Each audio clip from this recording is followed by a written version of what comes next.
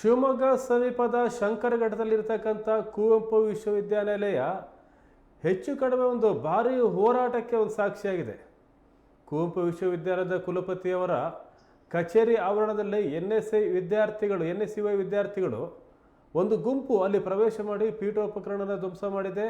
ಅಲ್ಲಿರ್ತಕ್ಕಂಥ ಹೂವಿನ ಕುಂಡಗಳನ್ನು ಒಡೆದು ಹಾಕಿದೆ ಮತ್ತು ಕುಲಪತಿಯವರ ಹೆಸರಿದಂಥ ಆ ಬೋರ್ಡ್ಗೆ ಕಪ್ಪು ಮಸಿಯನ್ನು ಬಳಿಯಲಾಗಿದೆ. ಅವ್ರದ್ದೇನು ಅಂದರೆ ಕುಲಪತಿಗಳು ವಿದ್ಯಾರ್ಥಿಗಳ ಸಮಸ್ಯೆಗೆ ಸ್ಪಂದಿಸ್ತಾ ಇಲ್ಲ ಅಂಥೇಳಿ. ಆದ್ದರಿಂದ ಕುಲಪತಿಗಳು ತಕ್ಷಣ ವಿದ್ಯಾರ್ಥಿಗಳ ಬೇಡಿಕೆ ಈಡೇರಿಸಬೇಕು ಅಂತೇಳಿ ಒತ್ತಾಯ ಮಾಡಿದ್ದಾರೆ. ಒಂದು ವೇಳೆ ಸಮಸ್ಯೆ ಬಗೆಹರಿದೇ ಇದ್ದರೆ ಹೋರಾಟವನ್ನು ತೀವ್ರಗೊಳಿಸ್ತೀವಿ ಅಂತ ಎಚ್ಚರಿಕೆಯನ್ನು ಕೊಟ್ಟಿದ್ದಾರೆ. ನೀವು ನೋಡ್ತಾ ಇರ್ಬೋದು, ಕುವೆಂಪು ವಿಶ್ವವಿದ್ಯಾಲಯದ ಆಡಳಿತ ಮಂಡಳಿ ಕಚೇರಿ ಇದು. ಕುಲಪತಿಗಳ ಕಚೇರಿ ಇದ್ದಂಥ ಜಾಗಕ್ಕೆ ಹೋಗ್ತಾ ಇದ್ದಾರೆ. ಆ ಕಾರಿಡಾರ್ನಲ್ಲಿ ಇದ್ದಂಥ ಚೇರ್ಗಳು, ಹೂವಿನ ಪಾಟ್ಗಳು ಎಲ್ಲವನ್ನು ಒಡೆದಾಗ್ತಿದ್ದಾರೆ. ಅಲ್ಲಿ ವಿದ್ಯಾರ್ಥಿಗಳು ಕುಲಪತಿಗಳ ಹೆಸರಿದಂಥ ಬೋರ್ಡ್ಗೆ ಕಪ್ಪು ಮಸಿಯನ್ನು ಬಳಿತಾ ಇರೋದನ್ನು ನೀವು ನೋಡ್ಬೋದು. ಅಲ್ಲಿ ಸೆಕ್ಯೂರಿಟಿನವರು ತಡಿತಕ್ಕಂಥ ಪ್ರಯತ್ನ ಮಾಡಿದರೂ ಸಹ ಅದು ಸಾಧ್ಯ ಆಗಿಲ್ಲ.